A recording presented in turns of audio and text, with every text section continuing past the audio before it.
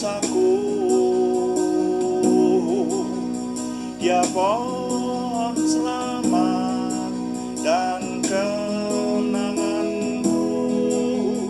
Yesus, Dia harapanku.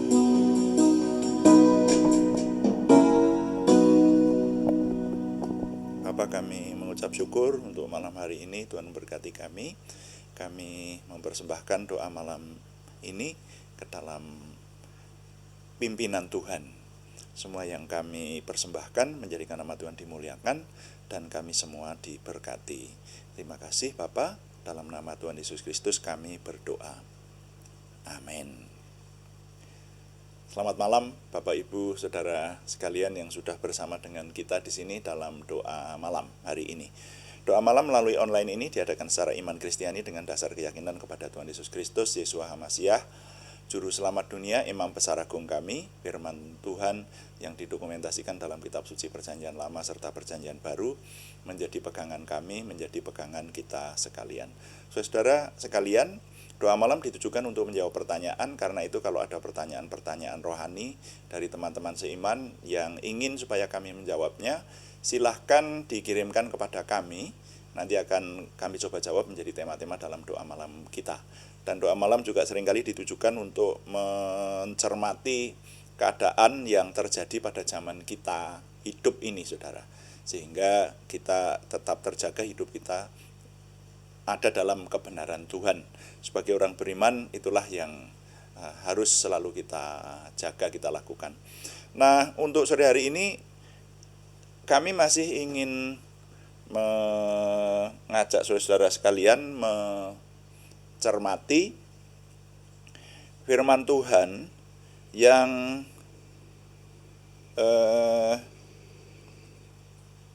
diambil dari kitab Pengkhotbah. Jadi kemarin itu kita dalam 14 hari terakhir, dalam 2 minggu terakhir kita mencermati di kitab Pengkhotbah pasal 3.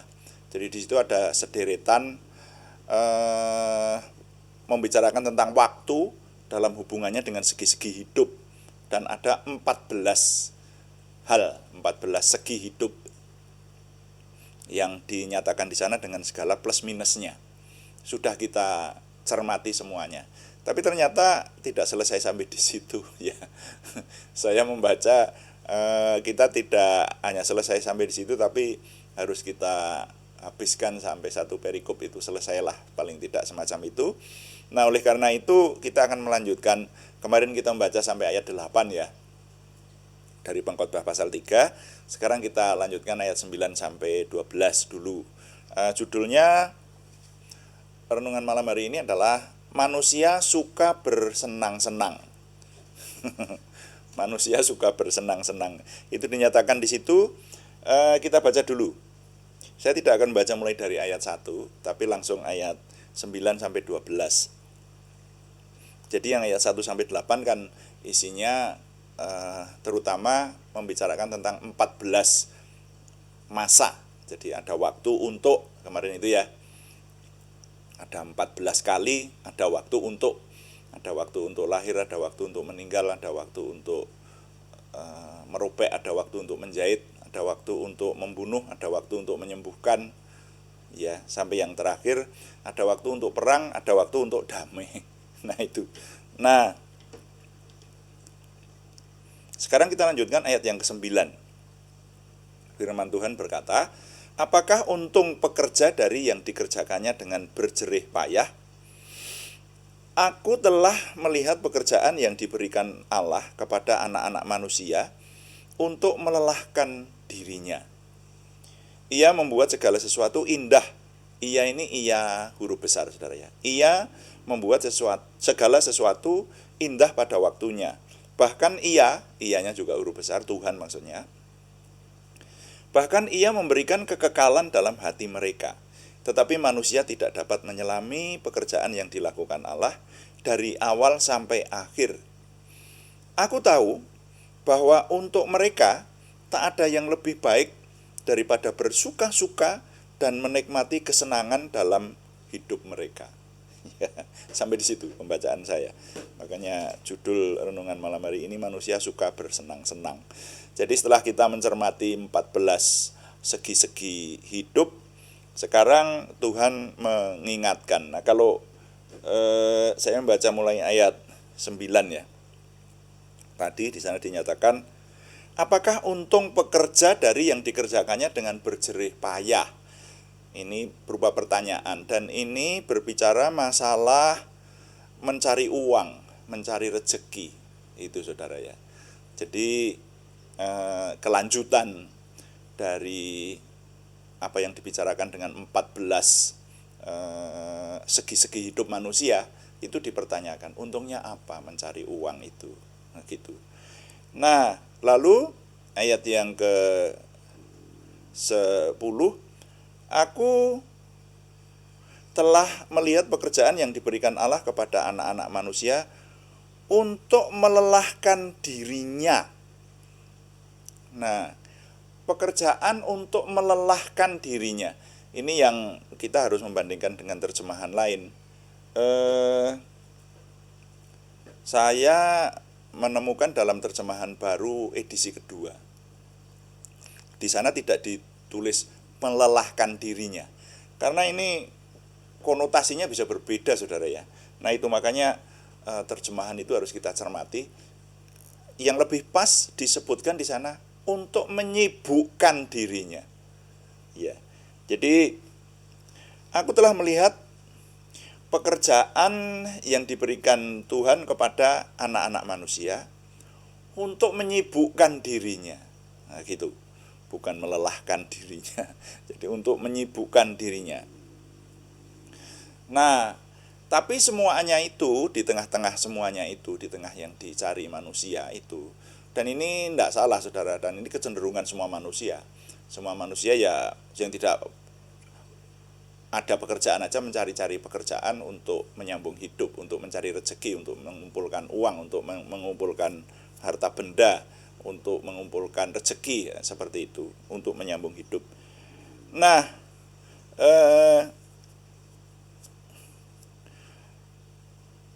lalu yang berikutnya, nah ini pada ayat 11, Ia, Tuhan, membuat segala sesuatu indah pada waktunya. Tuhan itu membuat waktu-waktu menjadi indah. Jadi bukan seolah, ini kalau saya menerimanya, firman Tuhan ini mengingatkan segala sesuatu itu yang menentukan Tuhan. Ya, manusia walaupun bekerja membanting tulang, tapi yang menentukan Tuhan. Segala sesuatu indah pada waktunya. Waktu-waktu itu yang menentukan Tuhan, seperti itu. Nah, lalu saya lanjut dulu ke ayat 12. Aku tahu bahwa untuk mereka tak ada yang lebih baik daripada bersuka-suka dan menikmati kesenangan dalam hidup mereka. Benarkah demikian? Ya, firman Tuhan berkata, aku tahu yang dicari manusia itu hanya kesenangan. Ya, untuk yang diusahakan supaya manusia bisa bersuka-suka. Pertanyaannya, apakah itu salah? Ya, kalau menurut saya sebagai manusia tidak salah. Ya, kita manusia itu yang dicari adalah sesuatu yang menyenangkan, yang damai, yang nikmat, kan seperti itu. Ya. Nah, hanya harap diingat pada ayat yang dinyatakan di ayat 11. Ya. Ia membuat segala sesuatu indah pada waktunya. Nah, ini, harap diingat ini. Bahkan ia memberikan kekekalan dalam hati mereka, tetapi manusia tidak dapat menyelami pekerjaan yang dilakukan Allah dari awal sampai akhir. Ah, ini loh yang harus diingat. Jadi bagian firman Tuhan ini saya menerimanya bahwa manusia itu diceritakan di sini yang dicari kesenangan. Dan kalau menurut saya itu sebagai manusia wajar. Kita ini yang dicari kan sesuatu yang nikmat dalam hidup toh. Ya, masa mencari yang sengsara ya enggak. yang dicari kesenangan hidup seperti itu. Nah, hanya firman Tuhan ini mengingatkan kepada kita supaya itu bukan menjadi tujuan utama dalam hidup. Begitu. Jadi ingat bahwa ada Tuhan dan kekekalan ya yang diberikan ke dalam hati manusia. Apakah yang dimaksud dengan kekekalan di sini? Yaitu sesuatu yang tidak berubah, kekal, Saudara. Nah, sesuatu yang tidak berubah itu kalau menurut saya dalam kaitannya dengan apa yang dibicarakan di bagian ini, itu bukan uang yang dicari, bukan kesenangan, bukan harta benda. Ya, itu semua ada akhirnya. Tapi yang kekal adalah Tuhan dengan segala firman-Nya, Tuhan dengan segala aturannya, Tuhan dengan segala hal yang harus kita taati darinya, dari Tuhan, seperti itu. Nah, jadi bagian ini fokusnya kalau menurut saya mengingatkan kita setelah kita mempelajari ada waktu-waktunya. Jadi ini tidak bisa dipisahkan ini dengan apa yang sudah kita teliti kemarin. Ada waktu untuk susah, ada waktu untuk senang lah. Secara keseluruhan bisa dikatakan seperti itu. Ada waktu untuk menikmati sesuatu, tapi ada waktu kita harus mengerjakan konsekuensi atau usaha, perjuangan untuk memperoleh sesuatu yang bisa kita nikmati itu. Nah, seperti itu. Nah, itu setelah itu semua kita renungkan, maka Tuhan mengingatkan semua yang tampak, semua yang diusahakan manusia dengan menyibukkan diri, dengan mencari hal-hal untuk memperoleh kebahagiaan hidup atau kesenangan hidup, itu semua harus diingat ada yang lebih penting, yaitu Tuhan dengan kekekalannya. Nah, kalau sudah bicara ini, kalau dilanjutkan menjadi panjang. Membicarakan Tuhan dengan segala kekekalannya tentu adalah aturan-aturan Tuhan, petunjuk Tuhan, pimpinan Tuhan ke arah kita memperoleh keselamatan dunia akhirat. Nah, seperti itu. Nah, jadi nilai yang dapat saya ketengahkan kali ini bunyinya adalah semua manusia suka mengusahakan kesenangan dalam hidup. Tetapi harus diingat ada hal yang lebih penting, yaitu Tuhan dengan kekekalannya. Ya, ya. Karena ini memang menggunakan waktu yang singkat, itu saja.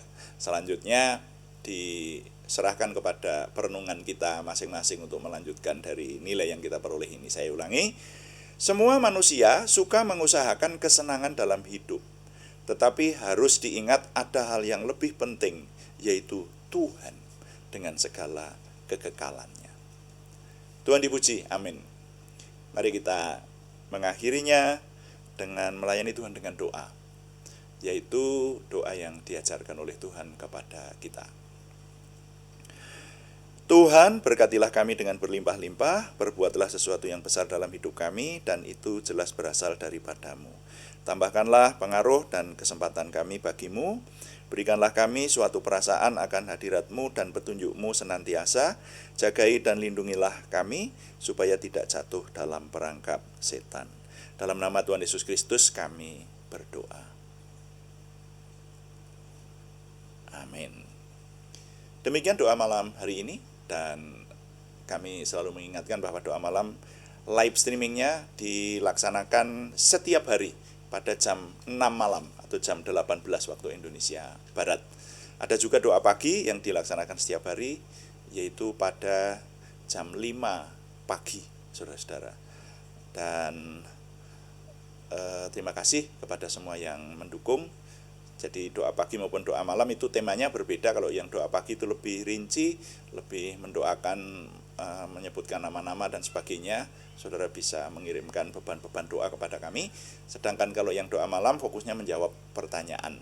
Ya, kami tetap mengharapkan dukungan Anda, setidaknya dukungan doa. Terima kasih yang belum berikan subscribe, berkenan berikan subscribe, like, komen, dan share, bagikan kepada teman-teman lain, sehingga lebih banyak lagi yang diberkati bersama dengan kita. Selamat malam, Tuhan memberkati. Amin.